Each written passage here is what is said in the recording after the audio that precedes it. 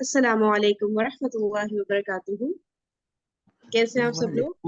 वालेकुम वरहमतुल्लाहि वबरकातुहू। शुक्र। अल्हम्दुलिल्लाह जी।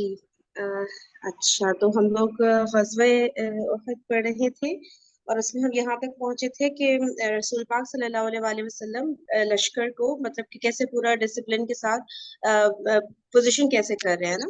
तो उसमें हमने ये पढ़ा था कि डिफरेंट सब लोग म्यूट कर लिएगा थोड़ी देर के लिए प्लीज।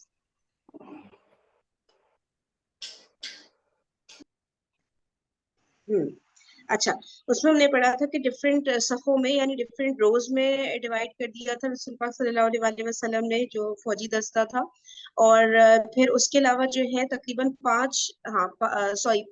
50 तीरंदाज जो है, माहिर तीरंदाज, उनको एक छोटी सी पहाड़ी जिससे जबले रोमात कहते हैं, उस पे खड़ा कर दिया था रसूल पाक सल्लल्लाहु अलैहि वसल्लम ने। और उसका रीजन ये था कि जो है दो साइड से तो ओहद पहाड़ी ने जो है प्रोटेक्ट किया हुआ था, यानी कि दो साइड से कवर कर रही थी ओहद पहाड़ी मुसलमानों को, लेकिन तीसरा साइड जो है ओपन था, जहां से ये मुशरिकीन मक्का की जो इनका जो लश्कर था वो दाखिल हो सकता था, वो अटैक कर सकता था पीछे से मुसलमानों को। तो इसलिए वहां पे एक छोटी सी पहाड़ी थी, अभी मैं आप लोग को वीडियो शेयर करती हूँ तो स्मॉल क्लियर हो जाएगा। एक छोटी सी पहाड़ी थी जिसका नाम जबले रुमात था, तो उसके ऊपर 50 तीरंदाजों को खड़ा कर दिया था रसूल पाक सल्लल्लाहु अलैहि वसल्लम ने कि वो वहां पर अलर्ट रहें और तीर मार मार के कोई भी घोड़ा वगैरह घुड़सवार है कोई भी है उसको जो है मार मार के वहां से भगाते रहे ताकि वहां से एंटर ना हो सके ना। और उनको स्पेशल स्पेशल इंस्ट्रक्शन दिए थे कि चाहे कुछ भी हो जाए, चाहे मुसलमानों को फतह हो जाए, चाहे मुसलमानों को शिकस्त हो जाए, कोई भी बात हो, लेकिन उन्होंने उस पहाड़ी को छोड़ना नहीं है जब तक कि रसूल पाक सल्लल्लाहु अलैहि वसल्लम उनको कह ना दे कि बस अब वो वहां से उतर सकते हैं।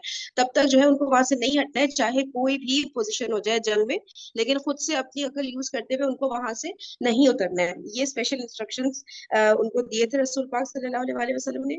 अच्छा, उसके बाद फिर बताया जा रहा था कि मतलब कि डिफरेंट जो राइट विंग थी लश्कर की, उसके है वो किसके मतलब अंडर थी, फिर लेफ्ट विंग, वो सारे नाम वगैरह हमने कल डिस्कस कर लिए थे। सही, फिर उसके बाद और फिर बताया जा रहा है कि बहुत ही ज्यादा बाहिकमत तरीके से रसूल पाक सल्लल्लाहु अलैहि वसल्लम ने ये सारी पोजीशनिंग की थी। और फिर बता रहे हैं कि मुसलमान जो है वो थोड़ा ऊंचाई के ऊपर थे, तो इससे फिर ये होता है कि अगर खुदा ना खास्ता जैसे मुसलमानों को अगर शिकस्त भी हो जाती तो मुशरिकीन मक्का के लिए बड़ा मुश्किल हो जाता मुसलमानों को कैदी बनाना, क्योंकि वो थोड़ा ऊपर की पोजीशन पे थे मुसलमान। तो अगर मुशरिकीन मक्का उनको फॉलो करते हुए वहां जाते भी तो ऊपर से इजी था मुसलमानों के लिए तीर बरसाना, जिसकी वजह से ऊपर नहीं आ पाते मुशरिकीन मक्का ना उनको कैदी बनाने के लिए। तो इस तरह से बताया गया था, ये भी हमने काफी डिटेल में कल डिस्कस कर ली थी बातें। अच्छा, फिर रसूल पाक सल्लल्लाहु अलैहि वसल्लम ने जो है एक मोटिवेशनल स्पीच दी थी ताकि मुसलमान मोटिवेट हो जंग से जस्ट पहले। और जो है उन्होंने उनकी एक तलवार थी जो कि जुल्फिकार जिसका नाम था, तो वो स्पेशली रसूल पाक सल्लल्लाहु अलैहि वसल्लम ने उधर अनाउंस किया कि कौन इसका जो है हक अदा कर सकता है। तो फिर कई सहाबा कराम रज़ी अल्लाह तआला अन्हुम ने आगे बढ़ के उसको लेना चाहा। उनके नाम भी हमने डिस्कस किए थे, लेकिन रसूल पाक सल्लल्लाहु अलैहि वसल्लम ने वो तलवार दी थी अबू दुजाना से माक बिन हर्षा रजी अल्लाह ताला अन्हु को। अच्छा, उसके बाद जो है मक्की लश्कर की, अच्छा फिर बता रहे हैं कि जो मक्का वाले जो आए थे, जो मुशरिकीन का जो लश्कर था, कि उसमें भी इसी तरह से जो है सफ बंदी हो रही थी, यानी सफों में डिवाइड किया था अबू सुफियान ने मुशरिकीन के लश्कर के लोगों को। और उनका सिपा सालार मुशरिकीन के लश्कर के अबू सुफियान थे।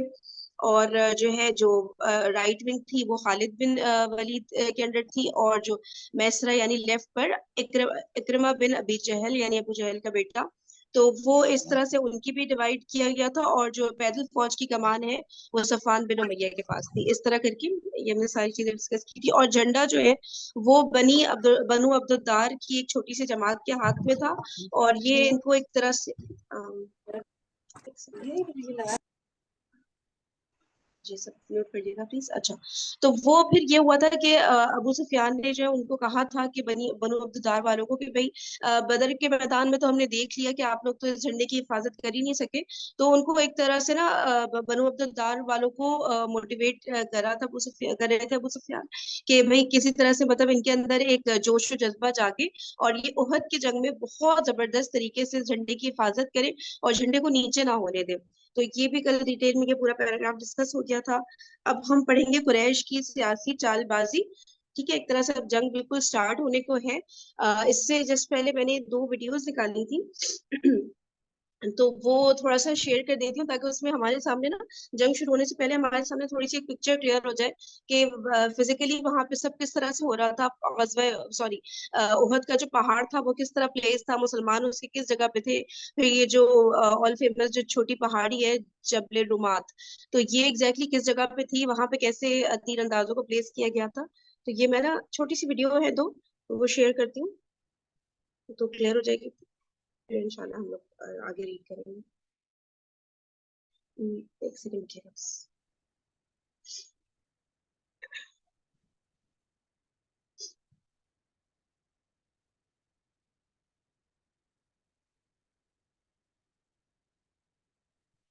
अच्छा, मैं दो वीडियो शेयर करूंगी। इसमें जो पहली वाली वीडियो है ना, छोटी सी है, उसमें ना कुछ एक आध चीज शायद वो उसमें इख्तिलाफ वाली लगेंगी। ठीक है, तो उनको बेशक इग्नोर कर दिएगा, लेकिन वो सारी प्लेसमेंट्स वगैरह फिर भी क्लियर हो जाएंगी।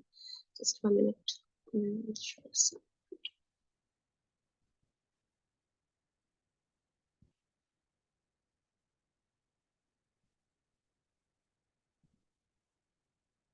إن توكلت على الله وإن عزمت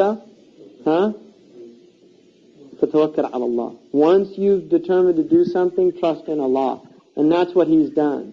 And the Muslims in the late afternoon of Friday, they made their way to the mountain of Uhud. In the late afternoon of Friday, after the Salatul Jum'ah had taken place, after the Istishara had taken place, probably we can say an hour and a half would have taken place, then they made their way to the mountain of Uhud. On the way there, we all know what happens, and that is Abdullah ibn Ubay ibn Salul, they slowly began retreating and then going behind the army and then slinking away. He didn't even have the manhood to tell the Prophet ﷺ what he's doing. He didn't even have the courage to make an announcement. He literally, amongst his own group, they're talking and whispering and mumbling, and then they just start withdrawing back and back until finally they literally turn their backs and start marching away, breaking away. अच्छा, इसमें ना मैंने थोड़ा try किया था कि उर्दू में एक वीडियो मिल जाती, लेकिन वो बिल्कुल भी कोई भी अवेलेबल नहीं थी ना। तो ये दोनों वीडियोस इंग्लिश में ही है, लेकिन वो पूरा जो है एनिमेशन के साथ है ना, तो इंशाल्लाह हमें क्लियर होता रहेगा। और कुछ चीजें हम देखें, जैसे ये बता रहे हैं कि अब्दुल्ला बिन उबई की पूरी 300 लोगों ने जो वापस हो गए थे वहां से, लेकिन इनके मुताबिक इन्होंने जो शो किया है ना, इसमें ऐसा लग रहा है कि आधे लोग चले गए थे, लेकिन आधे तो नहीं गए थे। हमें पता है कि 1000 में से 300 ही गए थे ना। तो कुछ इस तरह की चीजें तो उसको बेशक इग्नोर कर दें, लेकिन बाकी उस पर फोकस किया जा सकता है। From the army. And the mountain of Uhud is actually a misconception that many people have. They think the mountain of Uhud is one mountain, and this is wrong. The mountain of Uhud is not a mountain, it is a range of mountains. It's a whole number of peaks, not just one peak. It's a whole series of mountains, and the mountains of Uhud are over 1 mile long. It's a very long mountain. And eventually, as we all know, 700 Muslims reached the camp, and they set up their camps at Uhud. Ibn Ishaq mentions that their backs were facing the mountain, and they were facing the city of Medina. By going to Uhud, what he's effectively done is to maximize that small quantity of 700 or 1,000 people. They will be the most effective. Why? Because 3 areas are now blocked off. 3 areas are blocked off, and there's a narrow patch of land, a focused patch, where the enemy has to attack from, and he is protected by 3 sides. So the Uhud is basically 2 sides are protecting him. They can't come from behind. There's a mountain. One side is open, but there's that small mountain, Jabal al-Ruma, which they're going to talk about, right? And that's the mountain he puts the 50 archers, so a 3rd side is now blocked, right? Then he has one open side left, and that open side, now you can concentrate your battalion, your troops, and the Quraysh are going to have to come from this narrow place, and therefore you've maximized the effectiveness of a small army against a large army. That's the advantage of Uhud. And the Quraysh, therefore, by their scouts, they now know the Muslims are at Uhud, so they make their way also to Uhud after the Prophet ﷺ, and the night falls and the two armies are both at Uhud. Therefore, at sunrise, they know there's going to be battle. And that sunrise is the 15th of Shawwal, which is the morning of the Saturday. Abu Sufyan was the main leader of the army, and he put on the right flank, he put in charge Khalid ibn al-Walid, and on the left flank he put in charge Ikrimah ibn Abi Jahl. The Prophet ﷺ divided up the army into three main groups: the Muhajirun under the leadership of Mus'ab ibn Umair, the Aus under the leadership of Usayd ibn Hudayr, and the Khazraj under the leadership of Al-Hubab ibn al-Mundhir. And so these three were the leaders on the Muslim side, and because the situation was so dire, they only had a few horses, a handful of horses, and amongst all of them, they only had 100 suits of armor. So only 100 of them were wearing full body armor.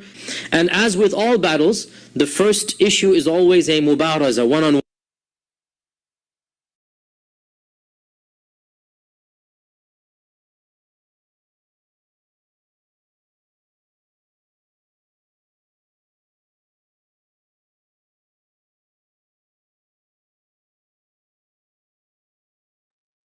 अच्छा ये देखिए, sorry मैं mute भी भूल जाती थी। अच्छा ये देखिए पूरा ना ओहद का है, ये रेंज ऑफ माउंटेन्स है पूरा, ठीक है। और ये इस साइड से भी मुसलमान प्रोटेक्टेड थे, ये बैक वाली साइड से भी प्रोटेक्टेड थे। ये वाला एक हिस्सा था जो कि ओपन था, तो इस वजह से रसूल पाक सल्लल्लाहु अलैहि वसल्लम ने यहाँ पे ये तीरंदाजों को छोटा सा यही है जो कि जबले रुमात कहलाता है, तो यहाँ पे खड़ा कर दिया था ताकि इधर इस वाली साइड को ये लोग केटर करते रहे, ये लोग टेक केयर करें इस साइड की ना, ये जो 50 माहिर तीरंदाज है। और बस ये फ्रंट वाला साइड था, ये ओपन था, यहाँ से फिर जो है ताकि सारा का सारा मुसलमानों को फोकस फ्रंट पे करना पड़े, उन्हें इस बात की टेंशन ना हो कि लेफ्ट साइड से भी कोई अटैक कर सकता है, पीछे से भी कोई आ सकता है ना। तो ये पूरी स्ट्रेटेजी थी रसूल पाक सल्लल्लाहु अलैहि वसल्लम की। अब मैं एक और वीडियो प्ले करती हूँ, उसमें थोड़ा सा क्लियर हो जाएगा इंशाल्लाह।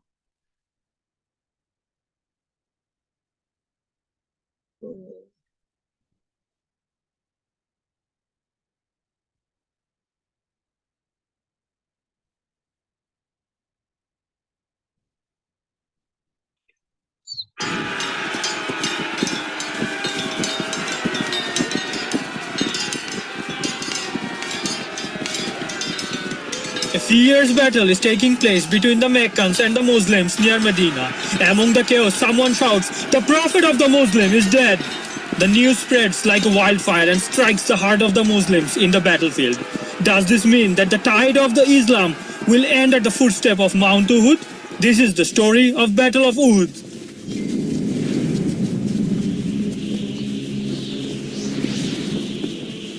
December 10, 624, a big army of around 3,000 men started marching from Mecca towards Medina. It had been a year since they had a humiliating loss against the Muslims in the Battle of Badr.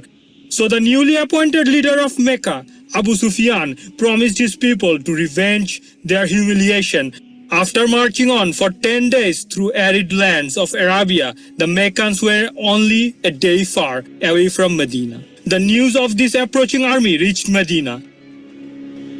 The following day, the Muslims gathered in the mosque of the Prophet, peace be upon him, and started discussing the defense plan. Many senior Muslims had the opinion of defending the city by fighting within the city area and using its strongholds for repelling the attack.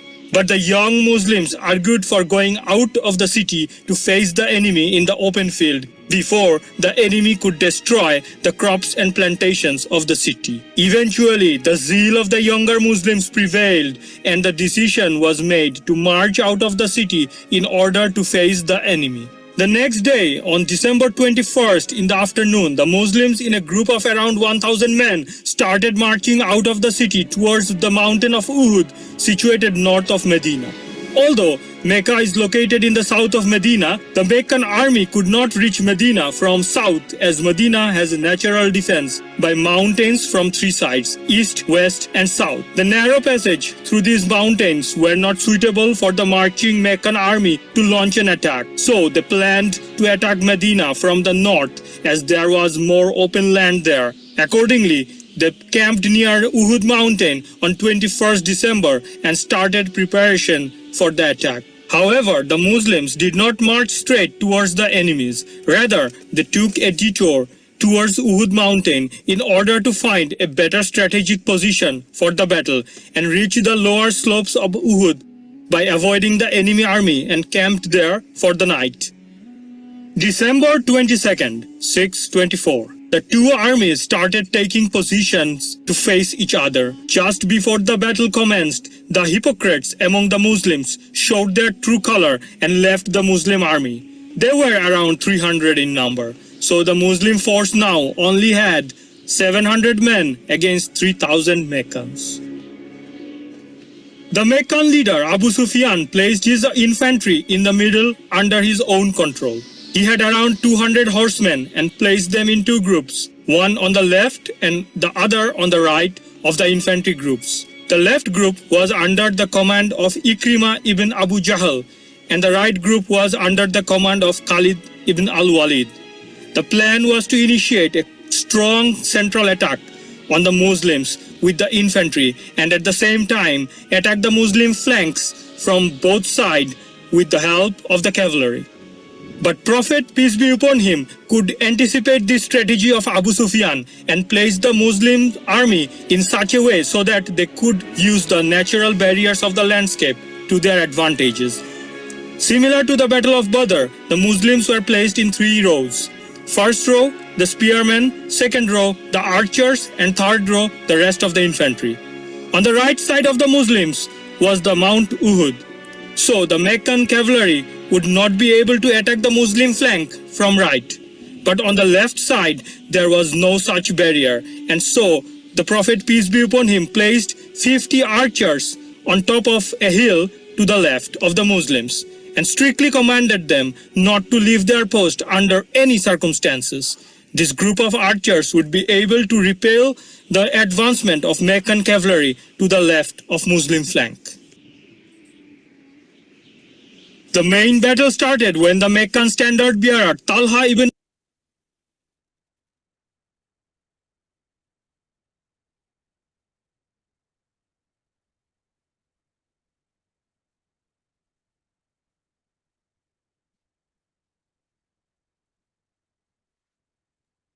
जी माशाल्लाह से कितना ज्यादा visual से कितना clear हो जाती है ना पिक्चर। अल्लाह ताला इन लोग को अजर दे जिन्होंने इतनी मेहनत करके सारी वीडियोस बनाई हैं और हमारे लिए समझना कितना आसान कर दिया ना। ठीक है, तो ये पिक्चर हमें क्लियर होगी, मैप पूरा उहद के मैदान का। अब मैं वो शेयर करती हूँ, बुक शेयर करती हूँ, फिर आगे रीडिंग करती हूँ।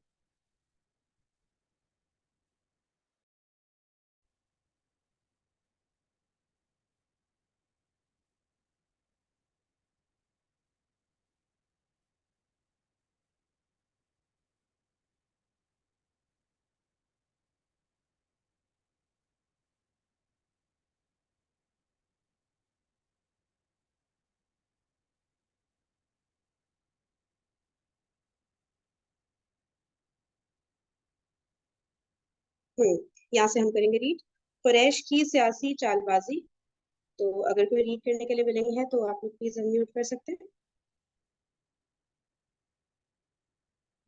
जी, कोई रीड करना चाहेगा यहाँ से कुरैश की सियासी चालबाजी? ठीक है, मैं रीड करती हूँ। नहीं, मैं करती हूँ फरीद। जी जी, अच्छा करिए। जी, बिस्मिल्लाहिर्रहमानिर्रहीम। कुरैश की सियासी चालबाजी।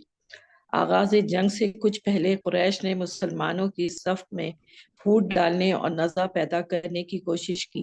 इस मकसद के लिए अबू सुफियान ने अंसार के पास ये पैगाम भेजा कि आप लोग हमारे और हमारे चचेरे भाई मोहम्मद सल्लल्लाहु अलैहि वसल्लम के बीच से हट जाएं तो हमारा रुख भी आपकी तरफ ना होगा, کیونکہ ہمیں آپ لوگوں سے لڑنے کی کوئی ضرورت نہیں، لیکن جس ایمان کے آگے پہاڑ بھی نہیں ٹھہر سکتے، اس کے آگے یہ چال کیوں کر کامیاب ہو سکتی تھی۔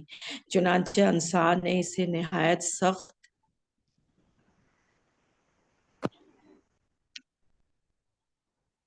جواب دیا اور کڑوی کسیلی سنائی۔ اچھا، اب قریش کا بتا رہے ہیں کہ بھئی جنگ کرنے تو آئے ہی تھے، لیکن ساتھ میں یہ اور بھی گیمز کھیل رہے تھے کہ بھئی کسی طرح سے جو ہے مسلمان، ویسے ہی مسلمانی کے 1000 تھے نا ٹوٹل، پھر 700 رہ گئے تھے، لیکن اب یہ قریش والے جو ہے دوسری چال بازیاں بھی کر رہے تھے کہ کسی طرح یہ اور ہی کم ہو جائیں گے لوگ، صحیح ہے نا، تو اور آسان ہو جائے قریش کے لیے ان سے لڑنا۔ تو انہوں نے ایک یہ اسٹریٹجی یوز کی کہ انہوں نے قریش نے کس کو کہا تھا، ابو سفیان نے انصار کے پاس ہی پیغام بھیجا، ہاں جیسے 3 دستوں میں ڈیوائڈ کر دیا تھا نا، مہاجرین تھے، پھر اوس اور خزرج تھے، تو انہوں نے یہ کہا کہ بھئی آپ لوگ جو ہے انصار والے یعنی کہ اوس اور خزرج کے جو لوگ ہیں وہ تو ہمارے سامنے سے ہٹ جائیں، ہمارا تو مقابلہ ان کے ساتھ ہے نا جو ہمارے چچیرے بھائی ہیں محمد صلی اللہ علیہ وآلہ وسلم، تو آپ لوگ جو ہے بیچ میں سے ہٹ جائیں اور ہمارا اور ان کا مقابلہ ہو جائے گا۔ تو یہ ایک کوشش کی تھی قریش والوں نے جو کہ ناکام ہوئی، کیونکہ ظاہر ہے بہت ہائی لیول پہ ان کا ایمان تھا نا سب مسلمانوں کا، اتنا زبردست حضور پاک صلی اللہ علیہ وآلہ وسلم نے ان کو ٹرین کیا ہوا تھا، تو ان کی یہ والی جو چال بازی وہ کرنا چاہ رہے تھے وہ پوری طرح سے فلاپ ہو گئی، اور انہوں نے بہت کڑوی کسیلی باتیں ان کو سنائی اور بہت کرارا جواب دیا ان کو قریش والوں کو کہ نہیں بھی ہم تو نہیں ہٹیں گے، ہم بھی آپ لوگوں سے مقابلہ کریں گے۔ جی نیکسٹ پڑھیں۔ پھر وقت سفر قریب آ گیا اور دونوں فوجیں ایک دوسرے کے قریب آ گئیں، تو قریش نے اس مقصد کے لیے ایک اور کوشش کی، یعنی ان کا ایک خیانت کوش اعلیٰ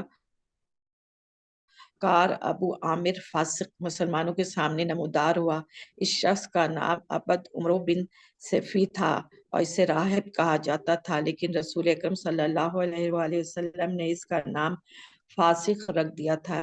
یہ جاہلیت میں قبیلہ اوس کا سردار تھا، لیکن جب اسلام کی آمد ہوئی تو اسلام اس کے گلے کی پھانس بن گیا اور وہ رسول اکرم صلی اللہ علیہ وآلہ وسلم کے خلاف کھل کر عداوت پہ اتر آیا۔ چنانچہ وہ مدینہ سے نکل کر قریش کے پاس پہنچا اور انہیں آپ صلی اللہ علیہ وآلہ وسلم کے خلاف بھڑکا کر آمادہ جنگ کیا اور یقین دلایا کہ میری قوم کے لوگ مجھے دیکھیں گے تو میری بات مان کر میرے ساتھ ہو جائیں گے۔ چنانچہ یہ پہلا شخص تھا جو میدان احد میں احابیش اور اہل مکہ کے غلاموں کے ہمراہ مسلمانوں کے سامنے آیا اور اپنی قوم کو پکار کر اپنا تعارف کراتے ہوئے کہا، قبیلہ اوس کے لوگوں میں ابو عامر ہوں۔ ان لوگوں نے کہا، او فاسق، اللہ تیری آنکھ کو خوش نصیب نہ کرے۔ اس نے جواب سنا تو کہا، اوہو، میری قوم میرے بعد شر سے دوچار ہو گئی ہے۔ پھر جب لڑائی شروع ہوئی تو اس شخص نے بڑی پرزور جنگ کی اور مسلمانوں پہ جم کر پتھر برسائے۔ اچھا اب بتا رہے ہیں کہ دونوں فوجیں جب ایک دوسرے کے بالکل قریب آ گئی تھی تو قریش نے ایک حرکت تو یہ کر چکے تھے کہ انصار کو سائڈ پہ کر دے اور صرف مہاجرین سے لڑائی ہو، لیکن جو ہے وہ ان کا آئیڈیا پوری طرح سے فلاپ ہو گیا۔ تو انہوں نے ایک اور یہ حرکت کی کہ ابو عامر جو تھا وہ مسلمانوں کے سامنے آیا، اور یہ بیسکلی قبیلہ اوس کا سردار ہوا کرتا تھا پہلے۔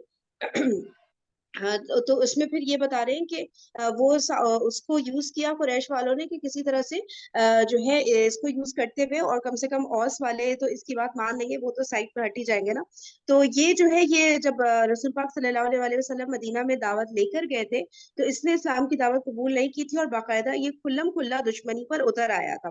تو وہ پھر مدینہ سے نکل کر قریش کے پاس چلا گیا تھا، یعنی مکہ چلا گیا تھا، اور خوب وہاں پہ سب کو بھڑکا رہا تھا اور جنگ کے لیے ابھار رہا تھا قریش والوں کو، اور یقین تو دلا رہا تھا کہ بھئی میں تو وہاں کا سردار رہ چکا ہوں اوس قبیلے کا، تو میری قوم کے لوگ جب مجھے دیکھیں گے تو میری بات مان جائیں گے۔ تو یہ بڑا یقین اس نے دلایا ہوا تھا وہاں پہ سب کو۔ تو پھر بتا رہے کہ یہ پہلا شخص تھا جو میدان احد میں احابیش اور اہل مکہ کے غلاموں کے ہمراہ مسلمانوں کے سامنے آئے. یعنی کہ احادیث کا جو میں ٹرم چیک کری تھی, یہ بیسکلی جو حبشہ کے کچھ لوگ تھے جیسے کہ جو تھا قریش کو مدد کرتے تھے مسلمانوں کے اگینسٹ تھا, تو جس بھی طرح کی مدد چاہیے ہوتی تھی کہ تو اس میں یہ لوگ جنگ میں بھی شامل ہو گئے تھے کہ مسلمانوں کے اگینسٹ لڑیں گے. تو پھر یہ اس نے جو ہے اپنی قوم کو آواز دی کہ قبیلہ اوس کے لوگوں میں ابو عامر ہوں. تو پھر الٹا ان لوگوں نے جواب دیا, کیونکہ رسول پاک صلی اللہ علیہ وسلم نے بتا رہے اس کا نام فاسق رکھ دیا تھا, تو او فاسق اللہ تیری آنکھ کو خوشی نصیب نہ کرے. تو یہ جواب جب سنا تو وہ پھر ظاہر سی بات ہے وہ پھر اپسیٹ ہو گیا, اس کو لگا کہ نہیں بھی ابھی میری قوم والوں نے بھی میری بات نہیں سننی ہے. تو یہی بتا رہے ہیں نا ان چیزوں سے کہ انہوں نے اتنی آفرز وغیرہ پیش کی تھی, لیکن مسلمانوں کا ایمان اتنی زیادہ ہائی لیول پہ تھا کہ وہ ان کی باتوں میں ہرگز بھی نہیں آ رہے تھے. ورنہ بہت ایزی تھا نا کہ بھائی جان بچا کے انصار تو بھاگ ہی سکتے تھے کم سے کم نا, اور جو ہے مہاجرین جو ہے وہ فرنٹ پر آ کے لڑتے رہتے, لیکن ان کی باتوں میں بالکل بھی نہیں آئے اور سب اسٹیڈ فاسٹ رہے اپنی جگہ پہ الحمدللہ. جی آگے چلیے گا. اس طرح قریش کی جانب سے اہل ایمان کی صفوں میں تفرقہ ڈالنے کی دوسری کوشش بھی ناکام رہی. اس سے اندازہ کیا جا سکتا ہے کہ تعداد کی کثرت اور ساز و سامان کی فراوانی کے باوجود مشرکین کے دلوں پر مسلمانوں کا کس قدر خوف اور ان کی کیسی ہیبت طاری تھی. اچھا, اب یہ بتا رہے ہیں کہ قریش کی جانب سے اہل ایمان کے صفوں میں اچھا تفرقہ ڈالنے کی کوشش کر رہے تھے کہ بھائی آپس میں یہ لوگ جھگڑا فساد کر لیں, آپس میں یہ لوگ سیپریٹ ہو جائیں. تو اس میں پھر یہ بتا رہے ہیں کہ ان کی تعداد کتنی زیادہ کثیر تھی مسلمانوں کے مقابلے میں نا, مطلب وہ لوگ 3000 تھے اور ادھر مسلمان صرف اور صرف 700 تھے. تو یہ بھی انہوں نے دیکھ لیا. پھر ساز و سامان کی بھی بہت زیادہ ان کے پاس تھا, مکہ کی آرمی کے پاس ایز کمپیئر ٹو جو مسلمانوں کے پاس تھا بہت ہی کم تھا, ظاہر سی بات ہے. تو یہ ساری چیزیں بھی تھی, لیکن ان کو اتنا زیادہ ڈر تھا مسلمانوں کا. ظاہر ہے ان کے سامنے پوری ہسٹری تھی مسلمانوں کی کہ جنگ بدر میں بھی مسلمان اتنی کم کوانٹٹی میں تھے, اور سوچا بھی نہیں تھا. ان کے تو بہت بڑے بڑے سردار تھے نا جو گئے تھے, اور پورا وہ لوگ پریپیئرڈ تھے کہ اب جیت کر ہی واپس آنا ہے. لیکن جب وہاں پہ صرف 313 مسلمان تھے, انہوں نے نہیں چھوڑا مکہ والوں کو. تو اب تو یہ لوگ اور زیادہ عظیم طاقت بن کر سامنے آئیں گے, تو وہ ڈرے ہوئے تو تھے. تو ان کو ایک تھا کہ بھائی یہ لوگ بے شک کم ہے تعداد میں, لیکن یہ کچھ بھی کر سکتے ہیں نا یہاں پر بھی, جیسے جنگ بدر میں انہوں نے ان ایکسپیکٹڈلی بیو کیا تھا. تو یہ سارا ان کو خوف تھا, تو وہ کوشش کر رہے تھے کسی طرح سے ہم لڑائی سے پہلے ہی کچھ ان کی تعداد کم ہو جائے, ان کے حوصلے پست ہو جائے, کچھ بھی ہو جائے کہ ہمیں لڑائی میں نا آسانی ہو. تو یہ اس طرح کی اچھی حرکتیں کر رہے تھے کہ جو ہے ان کو جو ہے اس طرح کی عجیب عجیب آفرز پیش کر رہے تھے کہ وہ لوگ کم ہو جائیں کسی طرح سے نا, یا ان کے حوصلے ٹوٹ جائے کچھ نہیں. تو یہاں تک, یہاں پہ میں نے کوئی پوائنٹ مس تو نہیں کیا ہے؟ چلے صحیح, آگے بڑھتے ہیں. جوش اور ہمت دلانے کے لیے قریشی عورتوں کی تک و تاز. ادھر قریشی عورتیں بھی جنگ میں اپنا حصہ ادا کرنے اٹھی. ان کی قیادت ابو سفیان کی بیوی ہند بنت عتبہ کر رہی تھی. ان عورتوں نے صفوں میں گھوم گھوم کر اور دف پیٹ پیٹ کر لوگوں کو جوش دلایا, لڑائی کے لیے بھڑکایا, جانبازوں کو غیرت دلائی, اور نیزہ بازی اور شمشیر زنی, مار دھاڑ اور تیر فگنی کے لیے جذبات کو بری نگاختہ کیا. کبھی وہ علمداروں کو مخاطب کر کے یوں کہتی, دیکھو بنی عبدالدار, دیکھو پشت کے پاسدار, خوب کرو شمشیر کا وار.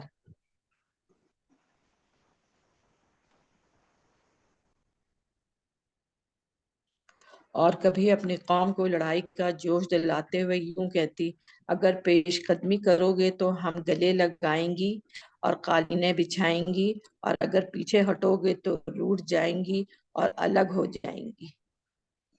اچھا, اب بتا رہے ہیں کہ جو قریشی عورتیں تھی تگوتاز, یعنی کہ سوری جوش و ہمت دلانے کے لیے قریشی عورتوں کی تگوتاز, یعنی کہ جیسے دوڑ بھاگ کرنا نا کسی چیز کے لیے, اس کا یہ میننگ ہوتا ہے تگوتاز کا.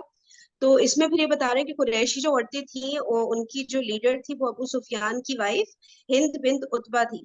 تو وہ ان کو بھی تھا کہ بھئی ہم بھی اپنا رال باقاعدہ بتایا گیا تھا نا کہ 15 عورتیں آئی تھیں وہاں سے قریش کی طرف سے کہ ان کا جوش جو ہے, ان کو جوش و جذبہ ان کو دلائیں گی جو کہ مرد وہاں پہ جنگ میں لڑ رہے ہیں. تو اس کے لیے دف وغیرہ پیٹتی تھیں اور خوب نا ان کو جو ہے اشعار پڑھی ہوتی تھی, تاکہ کسی بھی طرح ان کا جوش ٹھنڈا نہ ہو بلکہ اور زیادہ ابھر کر سامنے آئی. یہ ہوتا ہے نا شعر و شاعری سے, ہم بھی دیکھیں اگر جیسے کوئی نعت پلے ہو رہی ہو یا کوئی بھی حمد پلے ہو رہا ہو تو کتنا ہمارا ایمان جو ہے اور زیادہ بڑھنے لگتا ہے نا. تو اشعار کی بہت زیادہ ایک وہ ہوتی तो है कि हम पे असर हो रहा होता है ना, तो ये यही काम वो वहां पे कर रही थी कि उनको जो है उनका जोश बढ़ा रही थी। जी, अब आगे चलते हैं। जंग का पहला ईंधन। जंग का पहला ईंधन। इसके बाद दोनों फरकीन बिल्कुल आमने सामने और करीब आ गए और लड़ाई का पहला मरहला शुरू हो गया। जंग का पहला ईंधन मुशकिन का अलम बरदार तलहा बिन अबी तलहा अब्दरी बना। ये शख्स कुरैश का निहायत बहादुर शहसवार था। इसे मुसलमान कबिशल कतिबिया लश्कर का मेंढा कहते थे। ये ऊंट पे सवार होकर निकला और मुबारिजत की दावत दी। उसकी हद से बढ़ी हुई शुजात के सबब आम सहाबा मुकाबले से कतरा गए, लेकिन हजरत जुबैर रज़ी अल्लाह ताला आगे बढ़े और एक लम्हे की मोहलत दिए बगैर शेर की तरह जस्त लगाकर ऊंट पे जा चढ़े और फिर इसे अपनी गिरफ्त में लेकर जमीन पे कूद गए और तलवार से ज़बा कर दिया। जी, लास्ट पर बात करते हैं। जी, नबी अगला करीम पहला सल्लल्लाहु अलैहि वसल्लम ने ये बलवला अंगेज मंजर देखा तो फर्त मुसर्रत से नारे तकबीर बुलंद किया।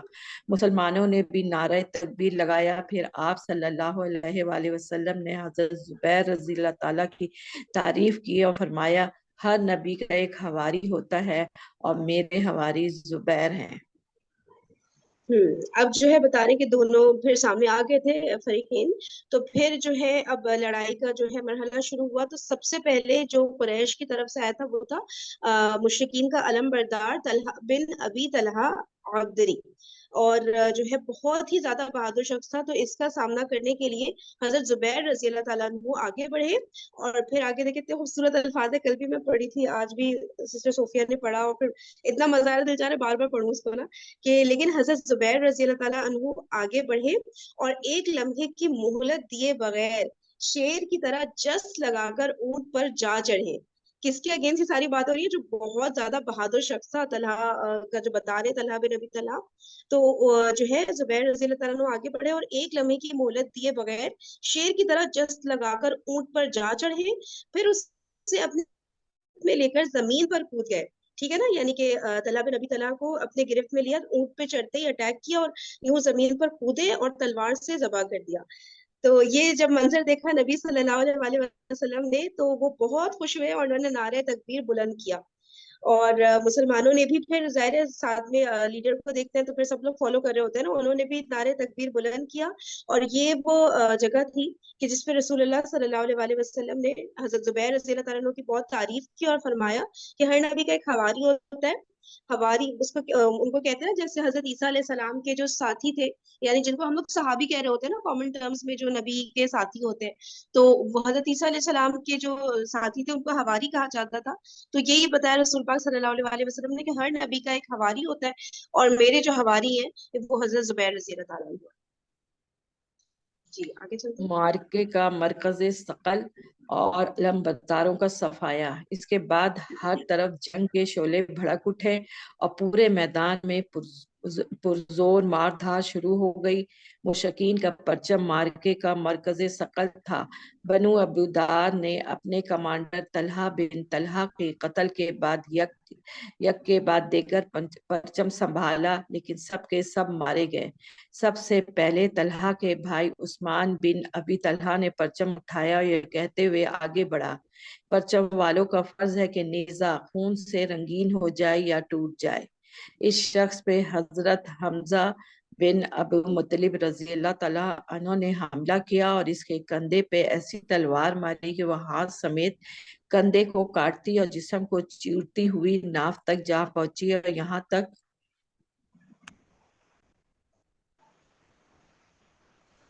के फेफड़ा दिखाई देने लगा।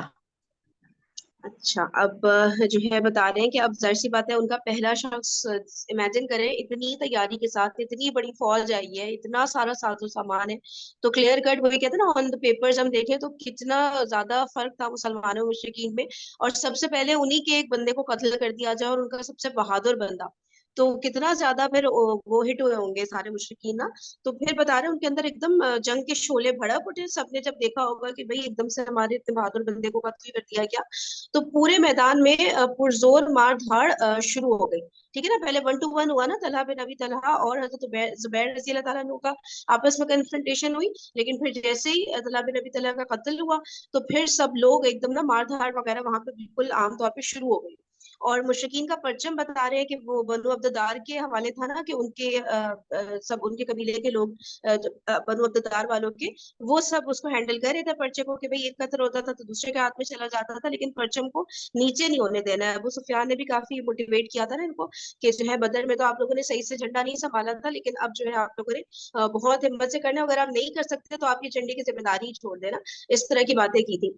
تو پھر جو ہے اب سب سے پہلے طلحہ کے بھائی عثمان بن ابی طلحہ نے پرچم اٹھایا, یعنی کہ طلحہ بن ابی طلحہ کو قتل کرنے جب قتل ہو گئے اس کے بعد, اور پھر جو ہے وہ آگے بڑھا اور حضرت حمزہ رضی اللہ تعالیٰ عنہ نے حملہ کیا. اور پھر بتا رہے اس کے کندھے پر ایسی تلوار ماری ہے کہ وہ ہاتھ سمیت کندھے کو کاٹتی ہوئی تلوار, یعنی کہ ہاتھ کو کندھے سے کاٹتی ہوئی اور جسم کو چیرتی ہوئی ناف تک جا پہنچی وہ تلوار, یہاں تک کہ اس کے پھیپڑے جو ہے وہ دکھائی دینے لگے. کیسے پکچر کھینچی ہے زبردست یہاں پہ. آگے بڑھتے ہیں. اس کے بعد ابو سعد بن ابی طلحہ نے جھنڈا اٹھایا. اس پہ حضرت سعد بن ابی وقاص رضی اللہ تعالیٰ عنہ نے تیر چلایا, وہ ٹھیک اس کے گلے پہ لگا جس سے اس کی زبان باہر نکل آئی اور وہ اسی وقت مر گیا. لیکن بعض سیرت نگاروں کا کہنا ہے کہ ابو سعد نے باہر نکل کر دعوت مبارزت دی اور حضرت علی رضی اللہ تعالیٰ عنہ نے آگے بڑھ کر مقابلہ کیا. دونوں نے ایک دوسرے پہ تلوار کا ایک وار کیا, لیکن حضرت علی رضی اللہ تعالیٰ عنہ نے ابو سعد کو مار لیا. دیکھیں یہ ایک ایک کر کے بتا رہے ہیں کہ جو ان کے پرچم اٹھانے والے تھے ایک ایک کر کے وہ سامنے آئے چلے جا رہے ہیں اور مسلمان ان کو قتل کیے چلے جا رہے ہیں. تو کتنا زبردست منظر ہوگا کہ مسلمانوں کو ایک طرح سے, یعنی کہ ان کا ہی اپر ہینڈ رہا نا شروع سے اس غزوہ میں. پھر آگے کیا ہوا وہ تو پھر ہم لوگ انشاءاللہ آگے ریڈنگ کل پڑھیں گے. اب تو سیشن کا ٹائم, چلے ایک پیراگراف ہو جائے گا شاید, آپ یہ ریڈ کریے گا سسٹر صوفیہ. اس کے بعد یہاں سے نا, اس کے بعد مصافح بن طلحہ بن ابی طلحہ نے جھنڈا اٹھایا, لیکن اسے عاصم بن ثابت بن ابی افلاح رضی تعالیٰ عنہ نے تیر مار کر قتل کر دیا. اس کے بعد اس کے بھائی کلاب بن طلحہ بن ابی طلحہ نے جھنڈا اٹھایا, مگر اس پر حضرت زبیر بن عوام رضی اللہ تعالیٰ عنہ ٹوٹ پڑے اور لڑ بھڑ کر اس کا کام تمام کر دیا. پھر ان دونوں کے بھائی جلاس بن طلحہ بن ابی طلحہ نے جھنڈا اٹھایا, مگر اسے طلحہ بن عبید رضی اللہ تعالیٰ عنہ نے نیزہ مار کر ختم کر دیا, اور کہا جاتا ہے کہ عاصم بن ثابت بن ابی افلاح رضی اللہ تعالیٰ عنہ نے تیر مار کر ختم کیا. دیکھیں ایک ایک کر کے بتا رہے ہیں کہ ان کے آئے چلے جا رہے تھے سامنے, اور مسلمان جو ہے کامیاب ہو رہے تھے ان سب کو قتل کرنے میں, جتنے بھی یہ جھنڈا اٹھائے ہوئے تھے نا یہ سب. تو ان کے خاندان کے بتا رہے ہیں بہت سارے لوگ جو ہے وہ پے در پے قتل ہوئے چلے جا رہے تھے. تو اب جو ہے یہاں پہ ہمارا سیشن بس اب چند سیکنڈ رہ گئے ہیں, ٹھیک ہے. انشاءاللہ پھر یہاں سے ریڈنگ کل کنٹینیو کریں گے. چلیں, بہت شکریہ آپ سب کے تشریف لانے کا. اچھا, جزاکم اللہ خیرا کثیرا. سبحانک اللہم و بحمدک, نشہد ان لا الہ الا انت, نستغفرک و نتوب الیک. السلام علیکم و رحمۃ اللہ وبرکاتہ. السلام علیکم. وعلیکم السلام ورحمۃ اللہ وبرکاتہ.